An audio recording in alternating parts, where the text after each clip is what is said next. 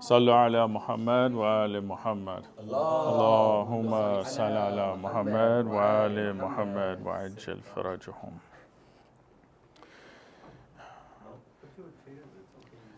بسم الله الرحمن الرحيم. لا حول ولا قوة إلا بالله العلي العظيم. عظم الله أجورنا وأجوركم أيها المؤمنون بمصابنا بسيدنا بالنبينا نبي رحمة محمد صلى الله عليه وآله. إنا لله وإنا إليه راجعون. صلى الله عليك يا رسول الله. صلى الله عليك يا حبيب الله. يا خير خلق الله وعلى أهل بيتك المظلومين. يا ليتنا كنا معكم سادتي فنفوز فوزا عظيما. قال الله تعالى في كتاب الكريم بسم الله الرحمن الرحيم. لقد كان لكم في رسول الله أسوة حسنة لمن كان يرجو الله واليوم الآخر وذكر الله كثيرا. Allah subhanahu wa ta'ala said, surely in the messenger of Allah is a good example, or the best example for those of you who hope in Allah and the last day, and who remember Allah often. Rasulullah sallallahu alayhi wa alayhi is the walking Quran.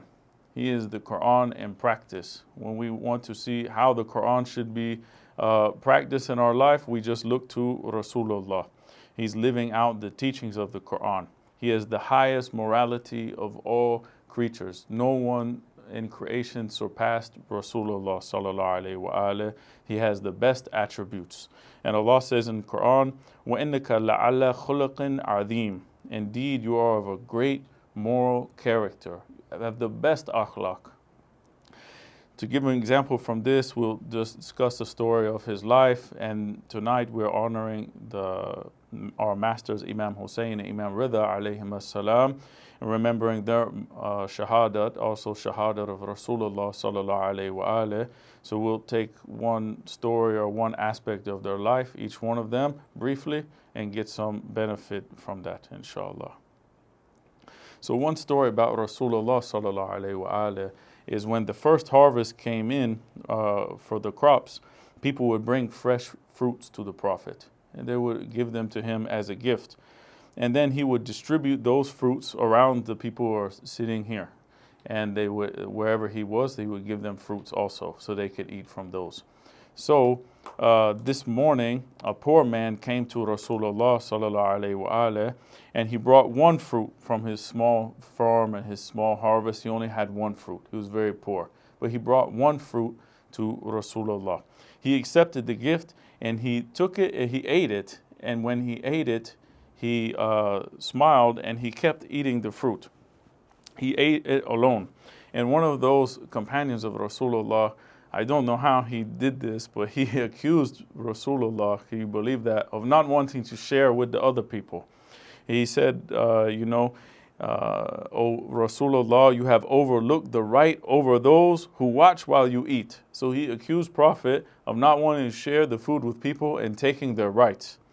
Rasulullah smiled and waited until the man who brought that fruit, he left.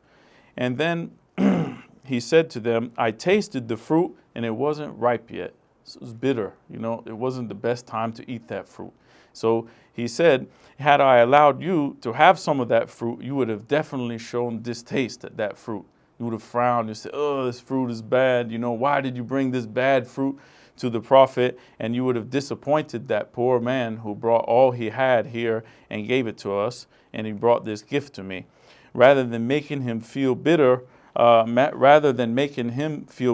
my palate or my tongue accepted the bitterness. He didn't want to make the other person feel bad for what he brought, even though it wasn't the right time for that fruit to be eaten.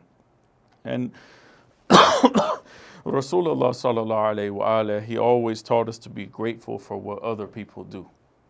He taught us never to complain about others and to be thankful for whatever efforts they did. This poor man, he brought all he had. That was the best he had. Maybe it wasn't good enough for everybody else there. They would have complained. But, he did something small, and the companions would have made fun of him. They would have mocked him for why you bring this type of thing to the prophet? He is the prophet. He is the best of creation. Why you bring this, unripe fruit and give it to him? But in the eyes of Allah subhanahu wa ta'ala, it was something great. He gave everything he had. Whatever he had, he brought it and he gave it to Rasulullah. The prophet, he said, he who does not show gratitude to people will not show gratitude to Allah. So we have to thank. There's other narration to say to thank the apparent giver and also the real giver. The apparent giver is the one who gives you something. We have to thank that person also. If we don't thank that person, then we are not thankful to the real giver, who is Allah subhanahu wa ta'ala, al-Razaq, the one who gives sustenance.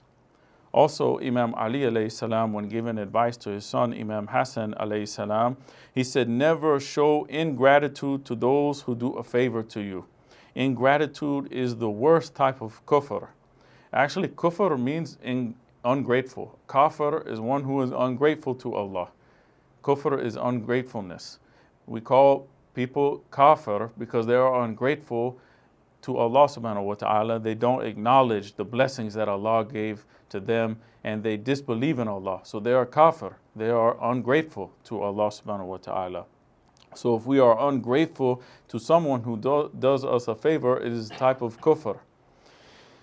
Imam Ridha alayhi salam, he said, tracing back to Rasulullah sallallahu alayhi wa alayhi, the quickest thing which brings punishment is ingratitude, to be ungrateful. So we learn this from Rasulullah, is to be grateful to those who do favors to us. Even if we don't really like the favor, or we don't want the thing or something like that. Like in this case, it wasn't the best type of food that was given to him. Maybe someone gives us something to eat and we don't want that type of food, but we should be thankful to them for giving that type of food. When we look at the people of Musa alayhi salam in the Quran, Allah says, and recall when you said, Ya Musa, about Bani Israel, O Musa, we could never endure one kind of food, so call upon your Lord to bring forth for us from the earth its green herbs, its cucumbers, its garlic, its lentils, its onions. Musa said, would you exchange what is better for what is less? Go to any settlement, and indeed you will have what you asked. And they were covered with humiliation and poverty, and returned with anger from Allah upon them. That was because they repeatedly disbelieved in the signs of Allah, and they killed the prophets without any right to do so. That was because they disobeyed and they were transgressing. So they were getting food sent from Allah subhanahu wa ta'ala, sent from the heavens, and they started complaining that they wanted some variety on the menu. They wanted something different. They don't want the same type of thing every day, so they started to complain. They asked for something and Allah gave it to them, yet they weren't satisfied with what Allah gave them, and they wanted to trade it in for something else.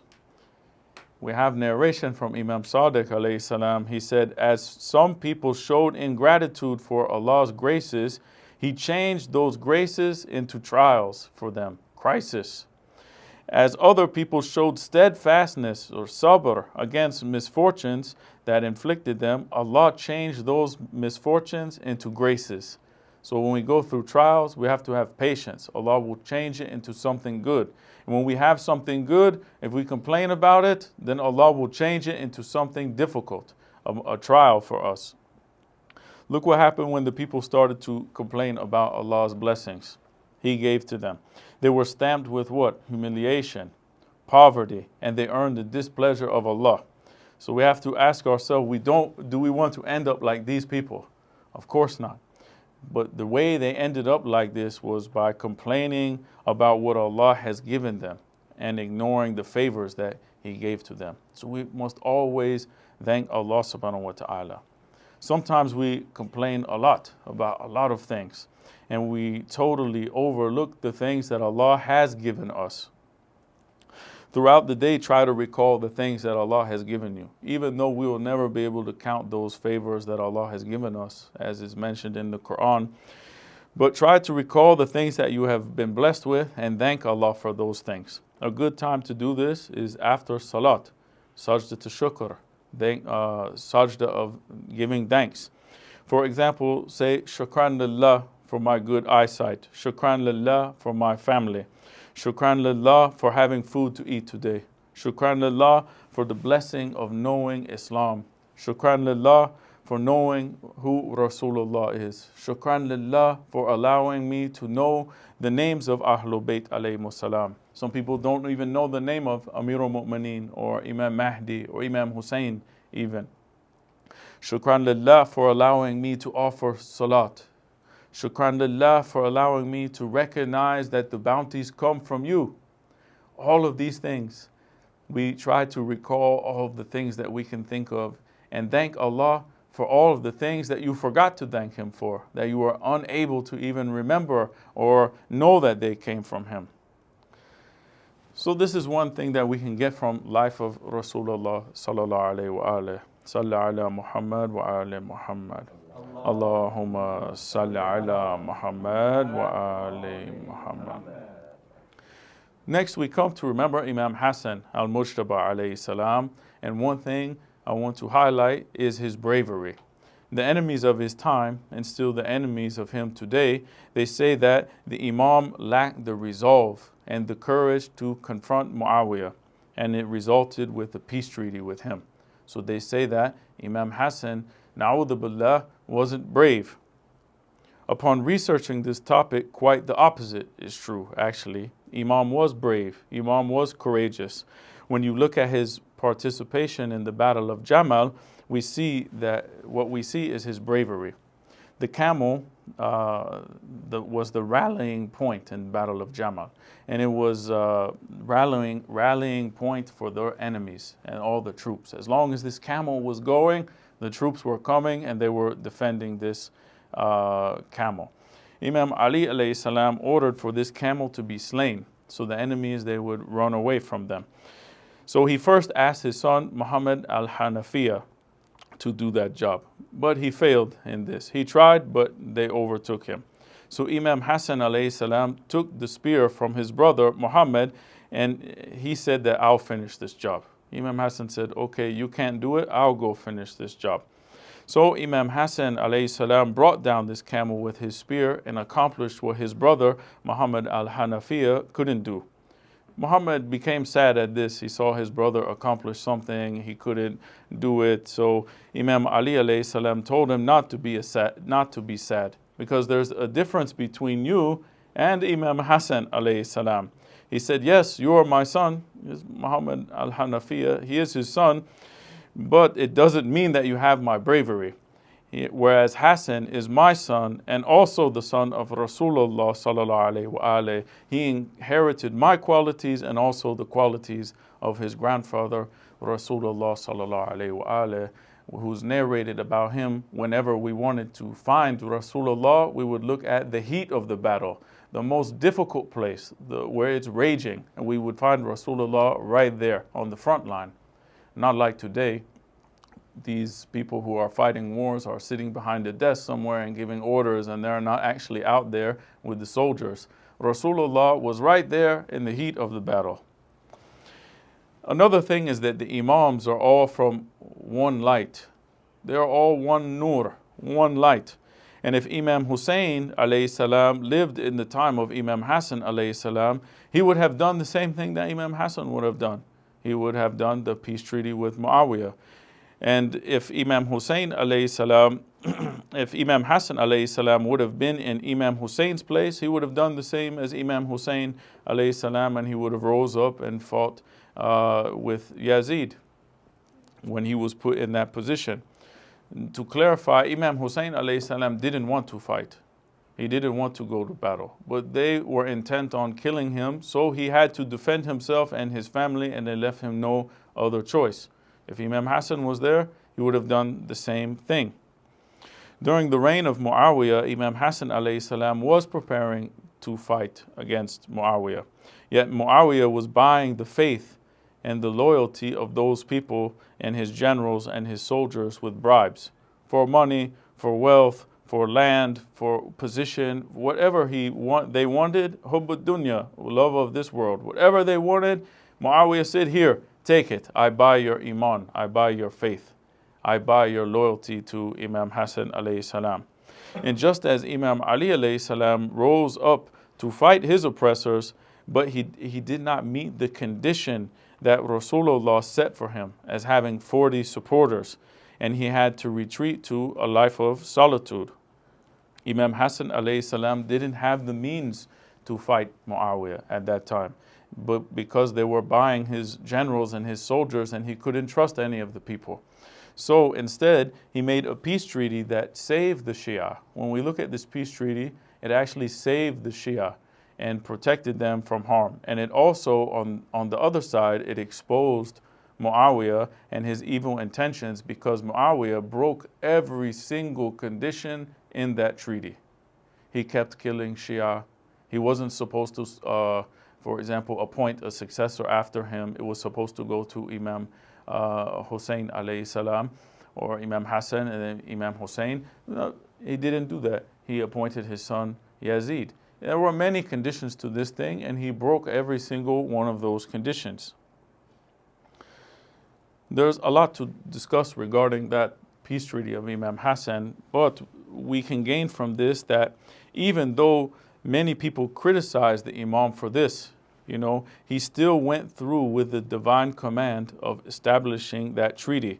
The people also criticized Rasulullah sallallahu alaihi wasallam when he did the treaty at Hudaybiyah with the idol worshippers.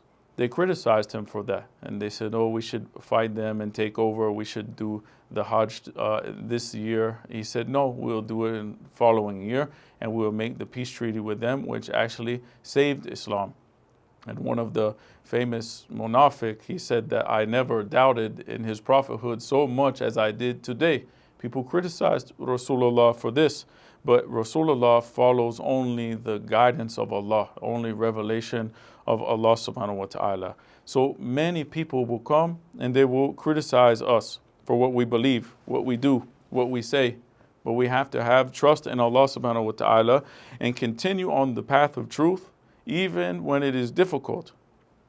People will criticize you for not following the majority. They say, all the majority are following this way. Why are you, Shia, doing something different? You are a minority. Why are you doing that? We have to trust in Allah and continue on the path of truth, even when people criticize us for following the path of Ahlul Bayt alayhimus salam. It doesn't matter in the slightest, because the truth is on our side. Truth is not in numbers. Truth is in truth. And we say that Ali is with the truth, and the truth is with Ali. And Rasulullah sallallahu alayhi wa sallam said to Ammar ibn al-Yasir, he said that if all the people of the world go into one valley and Ali ibn Abi Talib alayhi salam goes in another valley, you go with Ali. Even if you are all alone, it doesn't matter. You have to stick with Imam Ali alayhi salam. So do we have the resolve and do we have the courage of Imam Hassan alayhi salam to follow what is right, even when the whole entire world, maybe they criticize us for what we believe or what we do? This is what we can gain from Imam Hassan al-Mujtaba alayhi salam, from amongst many other things. Sallu ala Muhammad wa ali Muhammad. Allahumma salli ala Muhammad wa ali Muhammad. When it comes to Imam Ridha alayhi salam, one of the greatest excellences and virtues of Imam Ridha were his debates that he used to have. We have books full of them, like Uyun al-Akbar al-Ridha from Sheikh al-Saduq. And if we look at one of these, we will gain some benefit from that. So Hassan al-Nawfali, he said, while we were having a conversation with Abul Hassan al-Ridha alayhi salam, Yasir, who was in charge of the Imam's affairs, entered. He said, my master, the commander of the faithful, he is meaning Ma'mun. Ma'mun sends you his greetings and says, your brother has gathered the people of different sects, religion, theologians from all different denominations. What do you think about attending this gathering? If you dislike it, you don't have to go.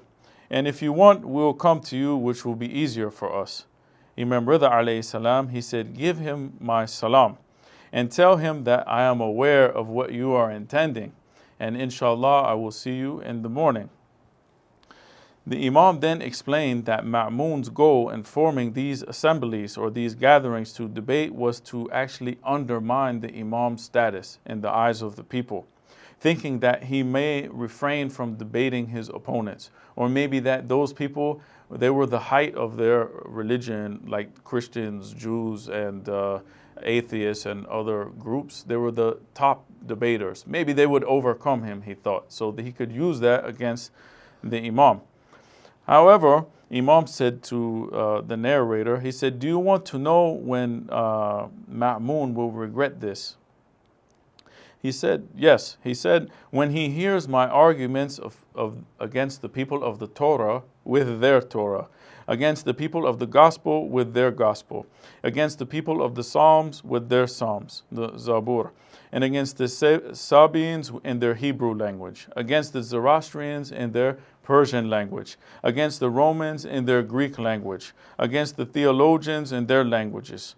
And then when I have refuted each and every group and invalidated all their arguments, and they abandon their positions and have accepted my words, Ma'mun will realize that the position that he is aiming for is not suitable for him. He wants to sit in the place of the Imam, but it's not his place to sit in. He says, it is then that he will regret it, and there is no might or power nor strength except with Allah, the Most High, the Most Great. So the Imam, he would attend these debates, and he would be victorious every single time against all of these people that came to debate, leaving the whole assembly speechless. They couldn't say anything. There was no question that he could not answer by the will of Allah subhanahu wa ta'ala. The ilm of Imam is something we cannot even comprehend. It is connected to the divine. When they want to know, Allah makes them know. When they ask the question, they don't hesitate and think like us and compute with our brains, try to calculate the answer. No, it comes just like that, directly. Wasn't he the grandson of the one who said, ask me before you lose me? Amir al-Mu'mineen Ali ibn Abi Talib alayhi salam. So Imam Ridha alayhi salam was surrounded by people who claimed to be on his side, yet they were secretly trying to dishonor him and destroy him.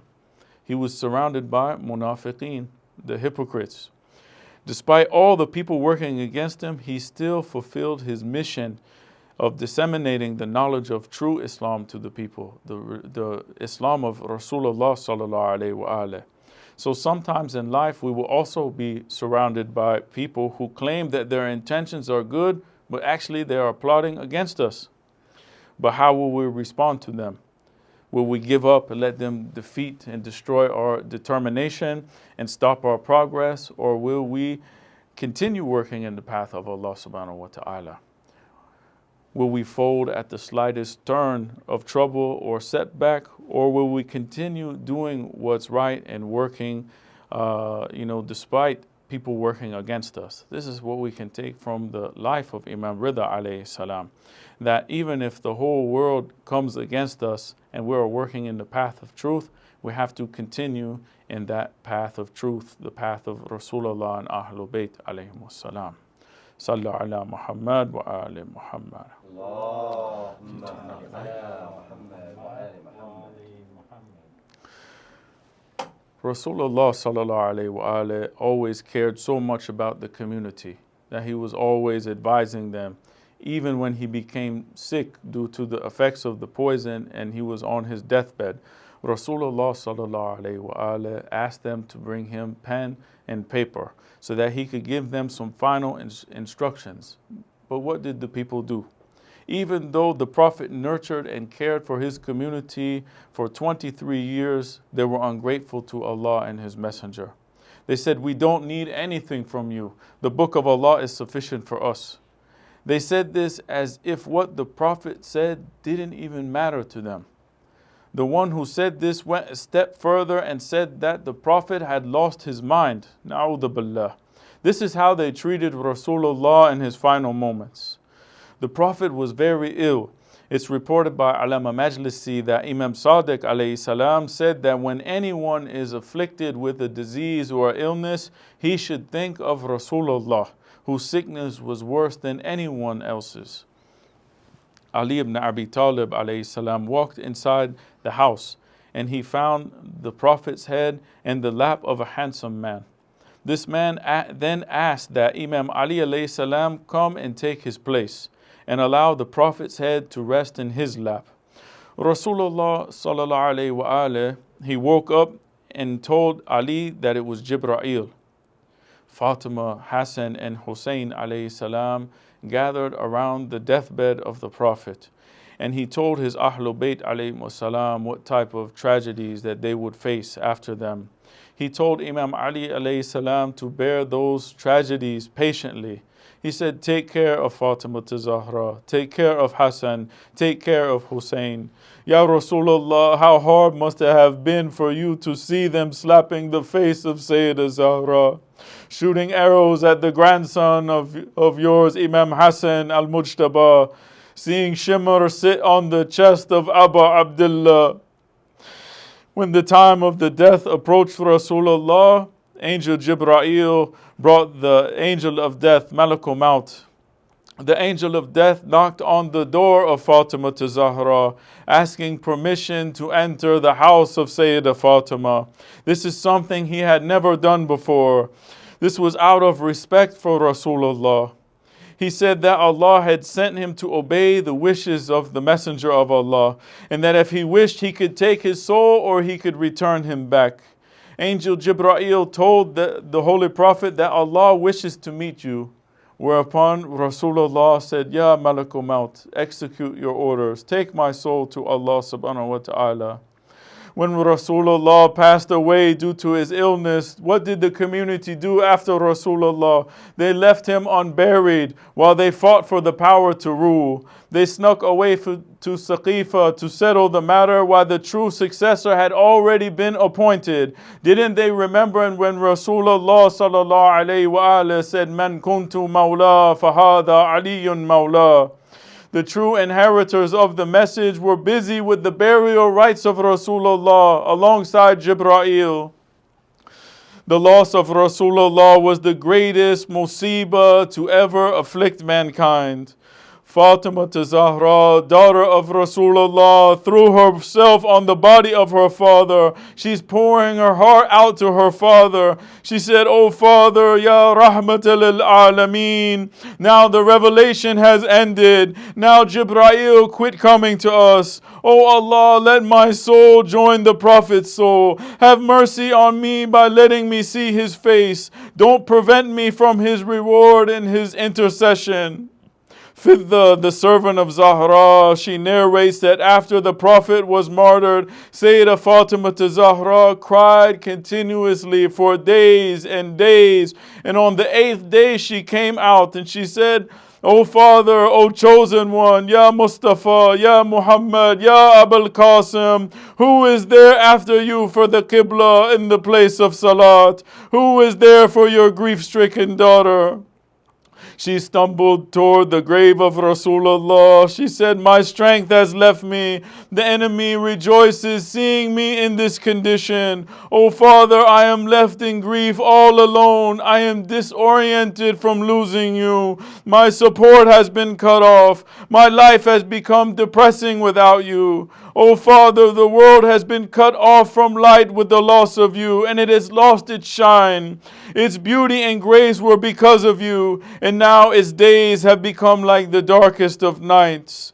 O Father, I'll continue living in sorrow until I meet you. After you, O Father, we will live as madhlumeen, as oppressed ones. Your passing has caused great trials and great sorrows. The angels have wept for you. O Father, it is as if the orbits in the heavens have stopped moving.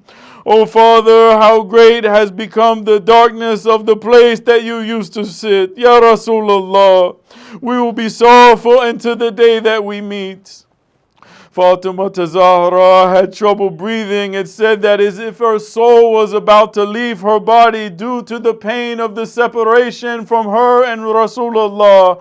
She would cry every day. She would cry every night. And the people of Medina couldn't even sleep due to hearing the cries from the house of Fatima. Ya Rasulullah wa musibata.